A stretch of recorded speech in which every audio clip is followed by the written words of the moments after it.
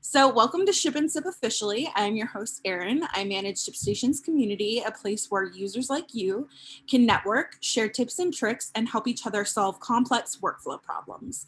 Today, we're going to be speaking with Christopher, who's the founder of of Clifton and Leopold, an apparel company that launched last year amidst a pandemic.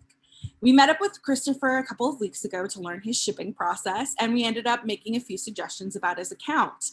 And today we're going to see what they were and how they've helped him so far. But first, I want to give a huge thank you to our sponsors, Channel Advisor and eBridge Connections. And I also want to introduce a very special surprise guest from Channel Advisor to talk about their product really quick. Welcome today, Katie. Hi, Katie. Hi, thanks so much, Erin. And thanks to everyone else for joining us today. My name's Katie Dunn. I'm the commercialization manager for Channel Advisor's Starter Edition product. So that's kind of what I'm going to focus on a little bit, but I'm going to talk about Channel Advisor as a whole. I've been with Channel Advisor for almost a decade. So I know as well as anyone that e-commerce is an ever-changing landscape. The past year's really thrown that into relief for us, I feel like. So I'll talk a little bit about Channel Advisor and how we help navigate all of these changes that are going on in e-commerce. So today's merchants, you guys, face new and complex challenges around selling across more and more channels, managing integrations and compliance across those channels, competing for visibility against other merchants, meeting fulfillment demands, and even surfacing the right data.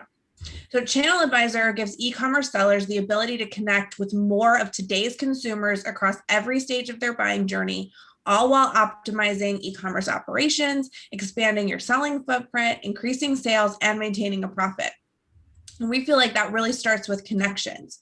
So we help sellers connect their products to more places than ever before, all from a centralized place, whether that's hundreds of global marketplaces, a custom web store, or wholesale destinations. We help make those connections.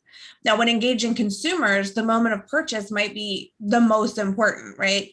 So turning interested buyers into customers at the moment it matters on retail sites and web stores means optimizing product content across every channel, so consumers always have the best and most up-to-date product information. It means managing inventory levels across your retail network, so a potential buyer doesn't encounter an out-of-stock message at the last moment, or even worse, completing a purchase for a product that's out of stock. So it means adjusting price changes, automating those pricing changes, winning the top spot on those marketplaces.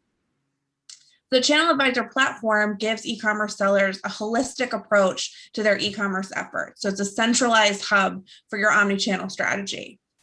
Channel Advisor Starter Edition provides small to medium businesses with an entry-level solution that's derived from our enterprise marketplaces solution, designed to address common seller challenges like manually updating multiple spreadsheets every time there's an order or an update, product quantity synchronization across channels to help avoid overselling, synchronizing product prices and descriptions across channels, managing product variations, right? So if you have different kind of variations as part of your assortment, and then simultaneously managing inventory, order management, shipping operations. So Starter Edition specifically connects to Amazon, eBay, Walmart, Buy on Google, Shopify, and BigCommerce. Is an ideal solution for sellers who have connections to any combination of those channels or want to expand to them. So it'll help you avoid overselling by auto-syncing your quantity across channels. You'll save time by updating all your listings within one single spreadsheet and manage cross-channel product variations in one centralized location. So in partnership with ShipStation, we offer a 30-day free trial of Starter Edition. After that, it's just $40 per month, which includes $10,000 in monthly GMV. Sales above that 10K are charged at 2.5%. And we also offer one-on-one sessions with our support team if you need help. So we have a really great organization behind that, supporting Starter Edition clients and really helping to understand your business. So I'm going to add the link to the chat so that you can check it out. Like, there's more information, and you're welcome to add questions in chat as well. I'm happy to answer them. But that's it. That's Channel Advisor and that's Starter Edition. So I'll toss it back over to Erin.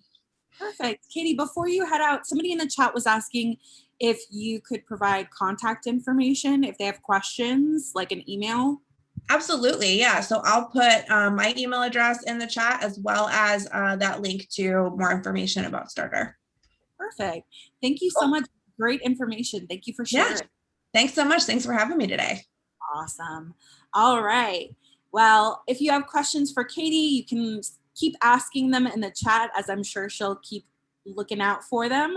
We'll also be doing a Q&A at the end of the panel discussion. So make sure to submit any questions you have in the comment section, because every question you ask, or when you ask a question, you're entered to win a giveaway from Clifton and Leopold in the form of two $50 gift cards to two lucky audience members that asked us a question.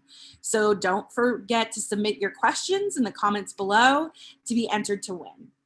All right, now that we got all that good stuff, let's go ahead and dive in. Today, we're going to be speaking with both ShipStation specialist Ray Garza and the founding member or the founder of Clifton and Leopold, Christopher Lester. Good morning and welcome. Hi, guys. Hey, good morning. Hi. So to get us started, let's start with Christopher. Tell us a little bit about yourself and where you're from. Yeah, I was born in Cincinnati, but I live in Nashville, Tennessee, and have been here long enough to almost be a native, and love the city. And I've lived through the growth of the city and the energy of the city. So that's awesome. And I come from MarTech originally, so a lot of time in that space, and decided that I wanted to actually run really hard towards a passion. So here we are. That's awesome. Awesome. Thank you for sharing. Ray, tell us a little bit about yourself and where you're from. Yeah, I'm a born and raised Austin, Texas. Been here my whole life. I think Christopher, we talked about this last time. Austin and Nashville are sort of kindred spirit towns, so we have that. We're trying so hard to be you. I'm passionate about music, so a big fan of Nashville, and Austin's a place to be for that. I've been with ShipStation since 2018. And I just get a great satisfaction from connecting the dots for users and finding solutions for the areas of opportunity in their workflow, which is, I'm right at home at ShipStation. Awesome. Yeah. Well, it's great to have you here, Ray. Thank you for joining us. Christopher, so tell everybody about Clifton and Leopold and how it began. Yeah, like I mentioned, I come from the MarTech world and still love that space. But in 2018, I made the decision that I've always had this passion for men's classic accessories, right? We talked about what makes you feel dapper, or what makes you feel dressed up. And it's really funny now to look back, like my 7th grade picture, I'm wearing a cardigan, a bolo tie, and a fedora. And like I said, I'm from Cincinnati, which is not like a bastion of fashion. So I'm like, no wonder life was so tough. But, I just always was like just really enthralled with this idea of being dressed up. And so, as I continued through life, I'd always kind of be attached to these things. And I just wanted to do my own take on it just a little bit. And so a couple other passions came together for me. One is inclusivity, and the idea that clothing doesn't have gender. And so why do we put that on ourselves or each other? And so there's a whole opportunity to create things that remove that pressure for folks, including like sizing. So like you think about a tie, folks traditionally make ties in a length. And that's not the perfect length for everyone, especially, if you are, a cis female or identified female, your body shape is different. All those things, we're like, oh, we could fix that. And there's just this passion for American artisans too. So we're like, what if we just made everything here, right? It's good for the environment. It's good for our story. It's great for the people who will be making the product. So in 2018, I kind of jumped in, like, how do we make all these things happen? And we were on track and running hard and ready for a launch in 2020. And unfortunately, COVID and the pandemic hit about March, which was a couple of months before we had planned to launch. And I have a really great support system behind me, and we're so far in and so excited. And they're like, what you got to lose, right? Let's just keep running hard. And so we launched Clifton Leopold May 1st of 2020. So we're, a little over a week or so away from, our 1-year anniversary. So, yeah. Congrats. That's amazing. I mean, launching in a pandemic, yeah, especially. Go ahead. Yeah, I know I was going to say, yeah, but I think being an entrepreneur is always scary, and there's always something to keep you from doing it. And also, I feel like, and this is what I tell my friends who are thinking about doing stuff now, even post-pandemic, it still gives us a bit of grace. Like it removes some of the pressure that you feel, because it's like, there's so many other things going on in the world. There's so much bigger than what you're doing, and the thing that you're doing feels really important, and it is, but you put all this pressure on yourself. It was like when we launched in the pandemic, we were like, well, we either make it or we won't. And we're going to work really hard to make it. But at the same time, this release on the big things are happening in the world that we're concerned about too. So just do, kind of learn. It gave us some under the radar time to figure some things out. And so, opportunity is always a challenge. Challenge is opportunity to flip the coin a little bit. So, yeah. And who doesn't love a good origin story? Right? Yeah. Speaking of origin story, perfect segue. What sets Clifton and Leopold apart from other accessories and apparel brands? What makes you you? So I probably not the best business model when you like, oh, there's a couple of things, but like the big punch of that is just, again, we're about like inclusivity of everyone. And so, we do like in all of our product stories, we use all sets of pronouns. We make 100% of our products here in the States, in like the Southeast, within just miles of Nashville. And that's a big deal for us. So we talk a lot about that. Like, we're all about building a community, right? Selling a tie is important to stay in business, but building a community of people who can find their place inside of our company is just the overwhelming mission for us. And that's the same for the people who make our products, right? So we have, it's hard to make apparel in the United States and try to make a profit. And we're focused on making that possible. And we're not alone in that. So a lot of companies realizing that there's value in that. So we're building a community of artisans. We're building a community of folks who want something that's slightly different, or who want to try a piece of apparel that they might not normally feel confident in, but because we give them the entree into it, that, they find themselves there. And then I think, our storytelling and the idea of being able to, like, no matter where you are in that story, you can find yourself in our product line somewhere, So it's interesting. I think one of the things we're very excited about is coming out of the pandemic and people getting back out and doing things again, and finding a way to just make sure that we're front and center for them when they think about doing that. Yeah, definitely. And looking at your site, you can tell it's definitely an experience. Thank you. Yeah, thank you. Yeah. It could be a rabbit hole. Yeah, it's good. Yeah. Actually, do you have your packaging handy that you could show us? I would love to share with everybody how you handle the packaging. This is my ShipStation station behind me. So. So experience is kind of an interesting take too, right? That's a thing that we believe in. So from the moment that someone hits the site to when the product arrives at their door, we want it to be one through line of an experience, and multisensory and all of those things. And that's actually why ShipStation is so vital to our business plan. And so when we were creating the packaging for the product, I love to not see the functional things, like when you have to, you have to have an uplight somewhere, but you don't want to see a cord or whatever those things are. So we designed our packaging to be the perfect size for, can you see this? Is it upside down? The perfect size for a label. So like the outside is all designed, and then the label gets stuck to the back and is sort of hidden because it's the perfect size to put the label on. And then when you open it up, we do a little handwritten thank you note to everyone who buys something. So the peony and the snake is part of our brand story. We talk about that on the website. But a handwritten thank you note, and then some scented printed tissue paper that's wax sealed, and everything gets wrapped inside of a Clifton Leopold. I don't think you can probably see the print, but it's just a tone-on-tone print tissue paper. So the idea is, like, when you get the box, even getting the box or sending the box to someone, is an experience. So people love the box. Yeah, I mean, I think it's amazing. That's a whole nother level experience. It means scented tissue paper, get out of here. Well, you think about it, there's an anticipation. And we talked about this on the first time when we connected. I love the U.S. Postal Service. I also, as much as I love getting accessorized, I love getting mail.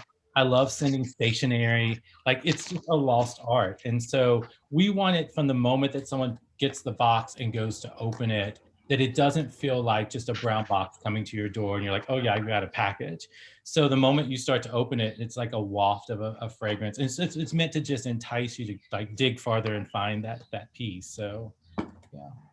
That's so cool. That's such you're right, it's a lost art, but that's kind of cool that you're keeping it alive with the brand. Yeah. That's amazing. So when did you start using ShipStation, and what would you say is your favorite feature? Yeah, from the very beginning, we like use ShipStation. I've used nothing else. And so super important that the experience was good all the way through. Also, I knew like we were making, and I say this with humility, but impeccably sewn products. They, you know, they are made in a way that just don't make ties any longer, right? They're hand stitched, they're closed, the whole thing. And so that experience of having something like that and making that purchase, like please do. We had figured all of that out. What we hadn't figured out was how to get the product from us to someone's front door. And that to me was frightening because I had no idea how to figure it out, you know? So when we started thinking about that process, after we got the box figured out and all of that stuff, like most people probably saw a commercial about ShipStation and was listening to XM radio. I was like, oh yeah, I need to check them out. And then experiencing the brand, I was like, oh yeah, this is great. And then honestly, it was like the idea of a branded tracking page and that whole thing, that the moment that the package left here, that we still could, you know, have branded colors, have logos. Like I got to pick what the dots look like on the map. And I'm just a fool for that type of detail. So I was like, okay, we're done. We're going to figure out, like, we know who we're going to use. Now we just got to figure out how to use them. And then we're jumping into the pool.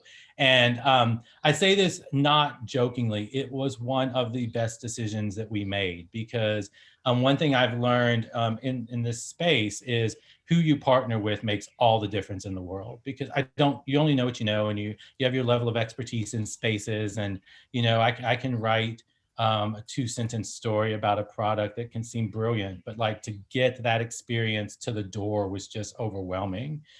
So I've only used ShipStation and never have even thought anything but that, and haven't looked back. But it started for me with the ability to brand all the way through, and then probably was like really won over during the trial process with the support. The support team was just amazing. So yeah, well, thank you for sharing that. It's really, it's true. There's a lot of conversation, like, and you know, support is always there for you when you need them. Speaking of support, hey Ray, can you tell us which features you think are commonly overlooked and underutilized in our platform? In the beginning, with new users, you know, they're still getting their feet on the ground. And one of my favorite features is automation rules. ShipStation can apply particular actions to orders upon import that match a certain criteria. So, for example, as you continue to ship, you notice that every time an order that's 5 pounds or heavier comes in, FedEx is always the cheapest way to go. You can automate ShipStation to recognize that if an order comes in that's 5 pounds or more, automatically apply to carrier, so that when you log in, it's already got the carrier, it's already got a rate, and you just need to click the button to print a label.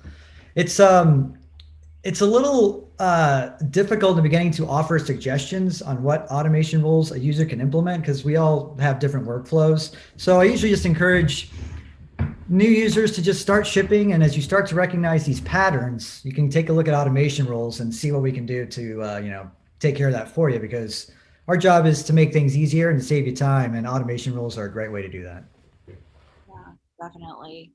I think that automation rules are one of the most, I don't want to say underlooked because everybody uses them, but they're the most underutilized. I would agree with you on that. Yeah. They can pretty much do everything that you want, almost everything. I don't want to get in trouble. Pretty close, yeah. Yeah. When you met Christopher a couple of weeks ago and reviewed his ShipStation account, what changes did you suggest for him and why?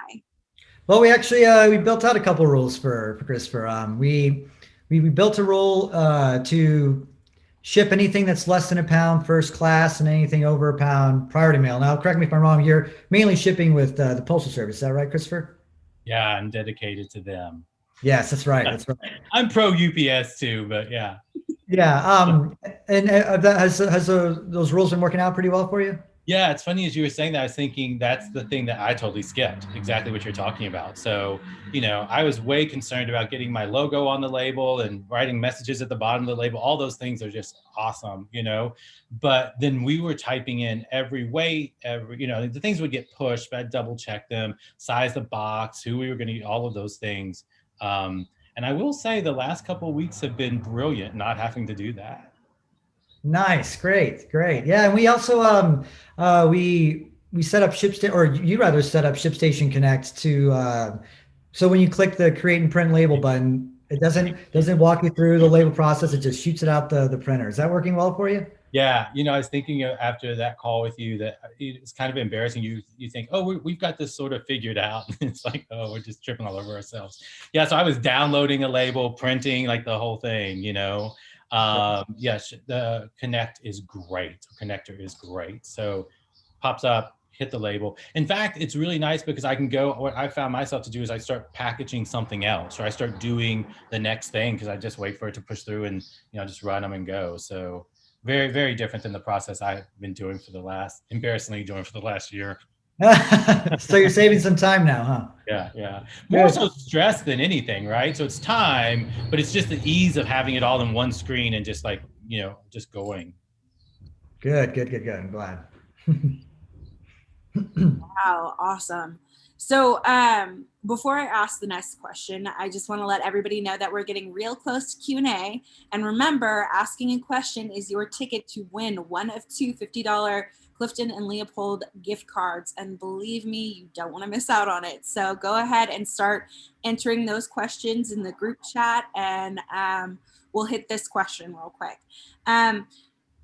Do you have any advice, final advice? First, we'll talk to Christopher. Do you have any advice for people shifting online or just starting out with ShipStation?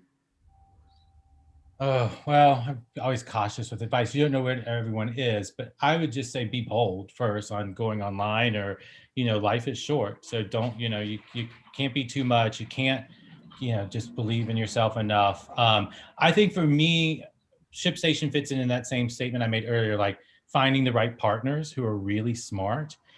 Who also have an incredible support team who get it. And, I've never dealt with anyone at ShipStation, and not alone in this with some other providers, but that you don't get on with them and it feels like they're invested in getting it figured out for you because you're trying to run a business, right? And so there's like a whole nother level to that, the stress of it.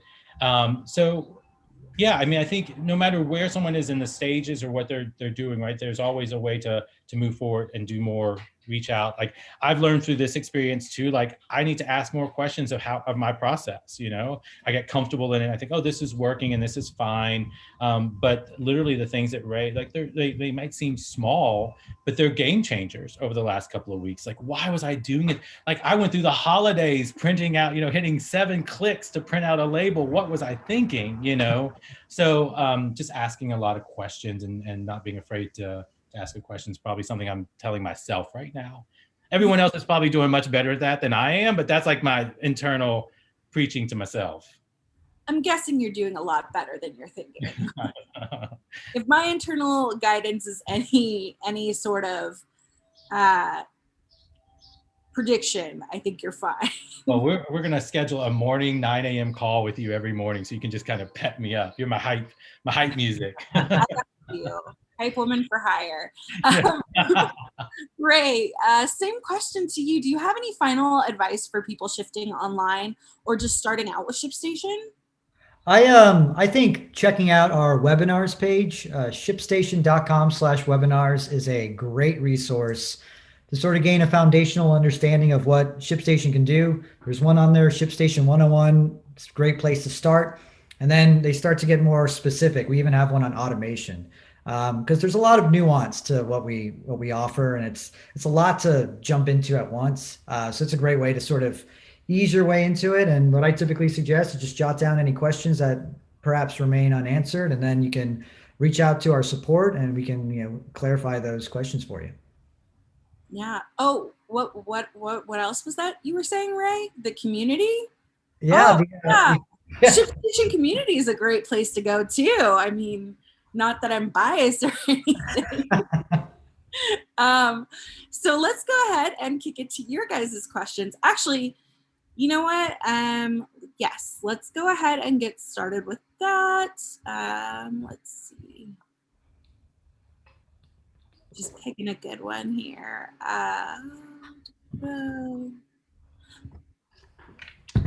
Sorry, this is just okay, let's see. Okay, Chris, this is one's for you. What part of your process did you let go of that you previously felt had to be done by you? So a bit of marketing and messaging. So yeah, not a lot in the shipping process, but for me, it was like letting go of, I don't write all the stories for the product at this point. I don't connect with all of the social stuff at this point. There are people who are better at those things than myself. And also just giving a broader sense of voice. I am a middle-aged cis male. And so there's only so many perspectives I can share that are authentic. And so making sure that we're being true to the brand and building as many voices into what we do. And probably the other thing is just making sure that I let go that every image that we use and stuff doesn't have to be perfect and editorial quality, and just the things that when you start, you get hung up on. And that was really hard for me, but was certainly important in our growth. Definitely. I know that inner demon that like, oh, this is not perfect. It can't be pushed yet.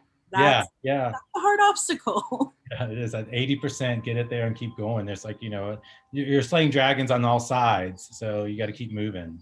Yeah.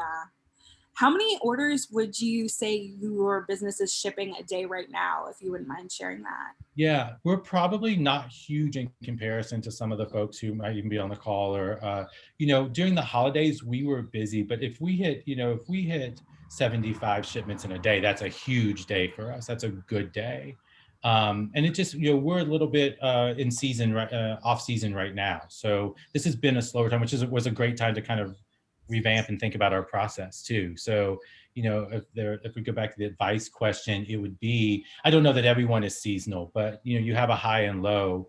And so what we did when we connected with you guys and started thinking, oh, well, what other things are we doing that we need to take a glance at again, a year later, and make sure that we're stepping into our busy season ready to go. And so taking the time when we are slow to make sure that we're doing things the smartest has been really helpful. Yeah, that makes sense. Mm-hmm. Actually, quite a few questions for this next one. Everybody wants to know what supplier you're using for your packaging. Oh, yeah. Can I share that? Yeah. I mean, you. Yeah, no, I can share. No, I didn't mean for me. I just I'm giving them a plug. Paclane. They're out of California. They're great. I will say about the packaging, not to get hung up on it. This would be advice I'd give someone else. Don't get hung up on it like I did. Literally, I worked on the box for like 3.5 or 4 months. And it's become the joke that if I hadn't spent so much time on finding like the right tissue paper in the box and the wax seals, we could have been launched pre-pandemic instead of mid-pandemic. But a good origin story. But at the end of the day, they're good. They have a large variety of stuff, and you just you create the design work and all of those things outside of them, and then they just print them and ship them to you. Yeah, well, I think the product obviously is worth the time and effort you put into it. Yeah. I think every business is different, but for you, the experience, your brand, I think it fits perfectly. So I wouldn't be too sad about spending that time. Yeah. That's something that no one else, who comes up and is like, oh yeah, I got scented tissue paper. Well, and then when we went to get them, they were like, why that size box? You could go in this box. I'm like, oh, well, but research showed me that a 4x6 label is what I need. And, and again, with the ShipStation label, we print a message on the bottom of the label for every package as well. Like, so there's this idea that the whole thing is just this, encompassing experience for whoever gets it, no matter what side of the box they're looking at. So it was important to me. Definitely, I can imagine that. Let's see. Our next question is,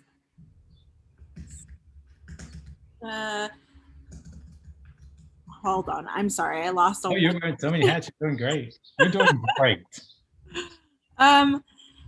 What did you look for? Like, how did you find ShipStation? What were you looking for in a shipping platform? Like, did you have something set in your mind when you were looking for this? Yeah, so a couple of things here. First and foremost, well, I found it, I was listening to on Sirius Radio, and you guys were running some ads, right? And then shortly afterwards there were some TV ads that popped up, and I thought, oh yeah, and it just was about the same time I was getting to the spot of trying to figure that out. It was like I mentioned before, the branding thing was really important. So not going to the USPS or the UPS tracking page. I felt like that just broke the experience, because then it becomes utilitarian versus, being able to have this better experience. That was really important. The other thing for me was the idea that someone was there. Like, there was a support network in it. It wasn't just a SaaS product in the sense of like, okay, you've signed up for this. Here it is, your monthly fee, just go. There was actually a really great engagement with folks from the team. When I first got connected, and was going through the trial, everyone I connected with there was just incredible, and walked me through and I would be, oh yeah, I think the experience thing is really great, but like, I didn't know how to buy postage. It was important to me. I've mentioned this a couple of times in our conversations. I'm a huge supporter of the postal service. Like, I will pay personally 10 times as much for something through the postal service just because I support that entity. And so when it all just kind of fell into place, when I was like, oh, I can, purchase from them. I also have these backup things, and so I saw in the chat someone was talking about the holidays and how we dealt with that. We had that too, right? Where like things got really backed up. We just come out of the election and things have been slowed down, and we got into the holidays, and it was very frightful. And I was literally having some folks reach out, and say, hey, do you know where this is? And like, hey, you should go to the branded tracking page. It looks great.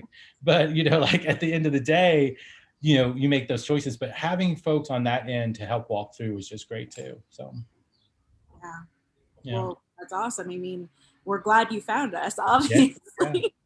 Yeah. I actually have a question for Ray. Hey, Ray, is there a way to print out a list of what goes into each order to make pulling orders easier without having to constantly refer to the screen? I don't print out actual packing slips to save paper. So the other than packing slips, ShipStation can print pick lists. So you can select X amount of orders that you are planning to ship and generate a single pick list that includes all the items that are required for that order. And you can reference that to go and pick those items to ship. Pick lists. Yeah. Perfect. Yeah. Awesome.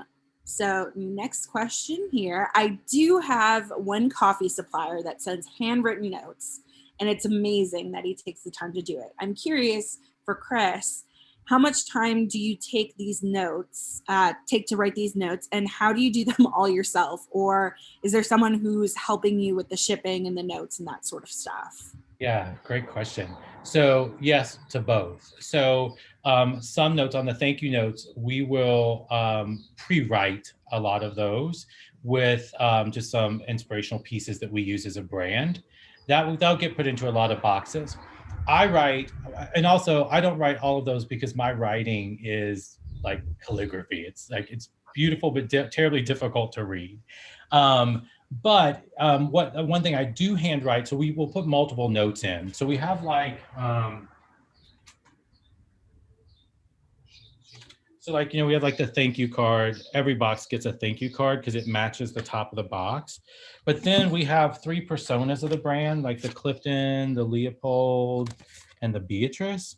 And these note cards, like I'll handwrite these. If someone purchases from us more than once, I make sure to make a note of that. If someone has bought, something different than they normally buy, I just take the time to kind of pay attention to what I would look at like their past history, or if I know them, or I can recognize how they got to us because there's some social connection. I just try to pay attention to those things when I can. And then I'll put a note in there like that, and that will be handwritten by me. So the thank you cards come from the team, like Team Clifton and Leopold, because we want to keep that honest. And then the other cards that get in the box. If there's a secondary card, I actually sign it from me. Right. So a lot of time to answer the question, a lot of time. Yeah. Right. Yeah. I have a question here. How do you organize your warehouse or your garage warehouse? Yeah, my garage warehouse, COVID. Yeah. I could say you could probably see it, but so we host all product. I keep all product here. And they're just in bins, and they're labeled and SKU numbered and put together by product type. And yeah, and they're on shelves. And I mean, it's a very unsexy process, but it's worked for us, right? So we just keep everything stored in a bin, in individual bins, and label them. Right. No big aha here. Yeah. And you said that you do have somebody was asking how many employees you currently have. Yeah. So there are about 4 people who work part-time work with the brand. And then we'll use outside resources like freelancers, like our PR stuff is freelance. And, we again, try to use people in town that we might not need all the time. Like the graphic designer isn't something that I need constantly. We're getting ready to launch a new capsule collection on May 1st called Reemergence. And so that does have a big amount of design work to it. So we have a freelance person who's been with us from the beginning, who helped do the box and the whole thing, the logos. And so she's not an employee, but she's always here. But then there are like, 4 people who are involved at a pretty heavy tip. Yeah. Let's switch over to Ray. Ray, somebody wants to know, can you give an example of a typical workflow? So orders get placed on the selling channel side, and ShipStation does auto import your orders, but the amount of time between those auto imports is different for everybody. So it's important to click the circle refresh arrow in the upper right hand corner of ShipStation. That'll trigger ShipStation to go fetch new orders. And essentially you set your orders in the way you want to ship them, carrier, dimensions, all that sort of thing, stuff. And then, of course, automation rules help automate that process. And once you have a rate from your connected carrier, your shipping preference, you generate a label, and ShipStation immediately, or depending on your settings, can delay the notification back to the store. We let the store know that the order shipped, and we provide tracking. Some features that that you can take advantage of are ShipStation can notify your customer when the order is shipped. That can be done immediately upon label creation, or you can delay that notification. I've talked to some users who'd rather have their customer notified when their package is scanned by the carrier. I think that makes for a better customer experience, that they get that notification that their order is shipped when it's already literally shipped, versus getting that notification when the label's created and maybe there's a little bit of a delay between that moment and it's actually out the door. And yes, and then once they get that notification, you can also take advantage of delivery notifications, that once that package is delivered, ShipStation can send an email to your customer letting them know it's delivered. Perfect. Another one for you, Ray. And it's totally okay if we don't have a specific answer, but what type of brand or printers do you recommend to use printing shipping labels and packing lists? Have you worked with any that maybe work better for you, or for that you've seen people with? Yeah, we I'm gonna drop an article into our into the chat, and there's a list inside this article is a list of recommended printers, and the Dymo brand is a really popular one. It's one that's easiest to set up. It's pretty much plug and go. ShipStation supports printing 4x6 labels and then 8.5 by 11. Really, any printer will work as long as it's 4x6. I'm going to drop that link into the chat so everyone can get actual model numbers to reference. And Chris, out of curiosity, what are you using as your printers? Yeah, so I use a Rollo printer, and then but I use the Dymo printer for our SKUs and and probably would have just gone with Dymo. I found the Rollo thing I probably was served up to. I don't even remember how I got there, but that was one of my hesitations of using the connector because I know the Dymo was supported, but I've had no trouble with the Rollo either. Now that's not saying I'm about to send a bunch of people to the community if they do, but I've had zero issues. I don't work for ShipStation, but I've had zero issues with it. It's great, but I use Rollo. Okay, perfect. Thanks for letting us know, and thanks for the referrals to the community. Somebody was asking, how do you separate returns if you do returns in your inventory in ShipStation? So I saw that in the chat and was like, oh, because I don't want to jinx myself. So yes, we do returns. I can say at this point, we have had zero product returned. So either, and we make it really easy to return something. So I'm like, knock on wood, no jinx, fingers crossed, but I haven't had to do any returns. So I know that I've set that process up, but I'd have to work through it again to even know. Mm-hmm. So how, out of curiosity, just branching off of that, how do you handle your returns right now? I mean, when you get them. Oh, well, yeah, we have a return email address, right? So someone can let us know they want to return. We would give them the ability to return it in a label to print. I don't even remember how we set it up. I mean, yeah, that's embarrassing. Yeah, I'm like I should know that, but it was a year ago, and yeah, I'd have to revisit the process at this point. Right.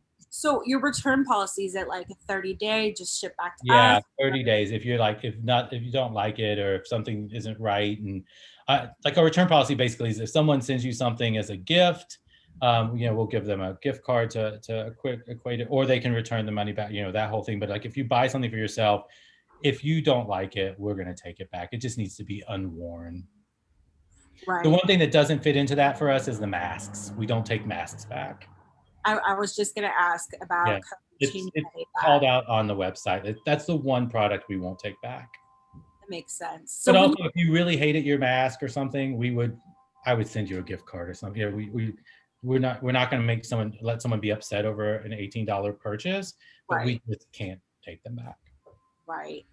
I have a question from Debbie here. This is actually a question for us. Will this be recorded and distributed so I can share with my team? Yes, 100% yes. We're recording this and we will have it out shortly. Normally it goes out the day after.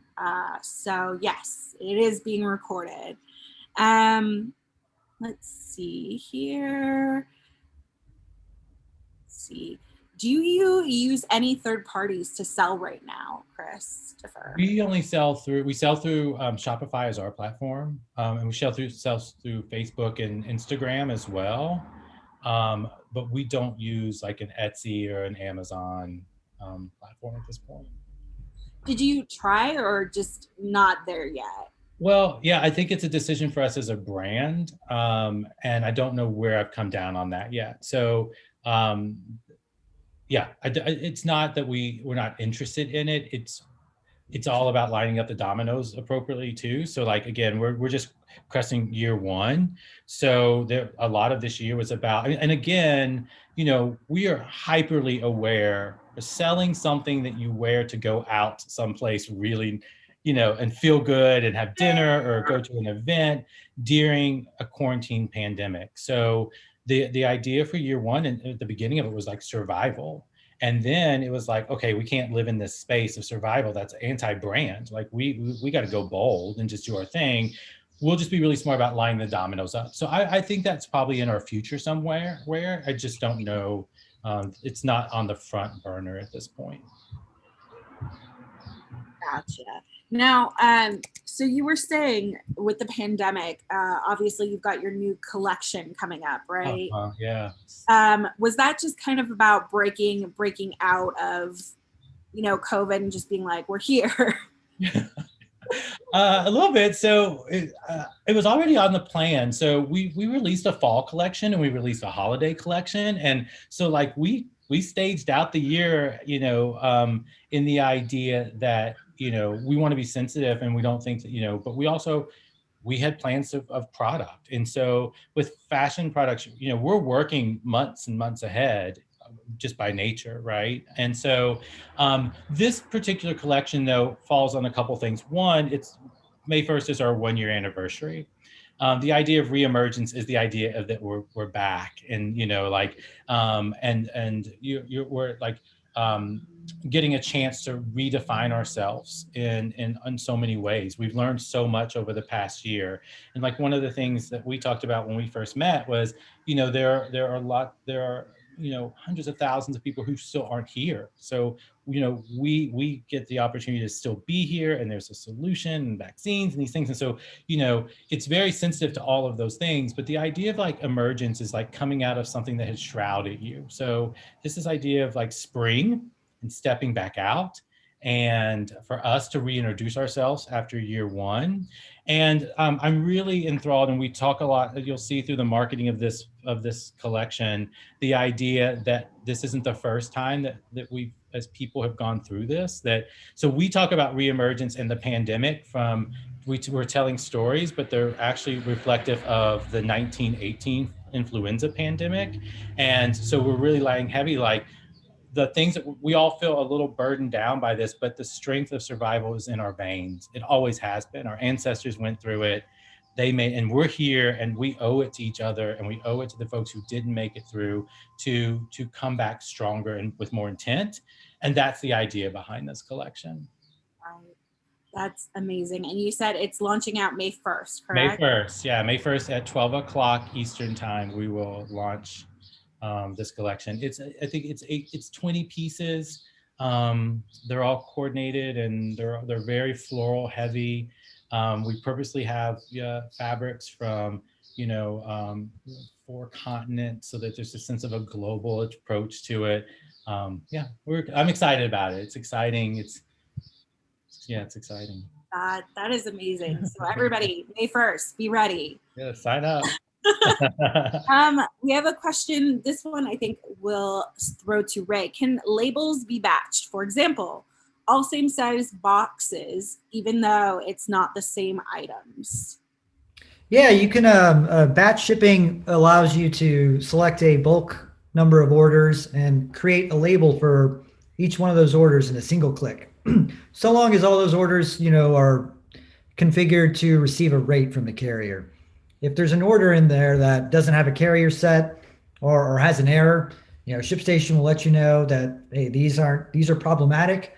You can remove those from the batch, continue shipping, and then address those problematic orders after you ship the rest of those orders. So, there can be any number of reasons why there's a problem. Maybe an address isn't verified, a carrier takes issue, but batch shipping is certainly another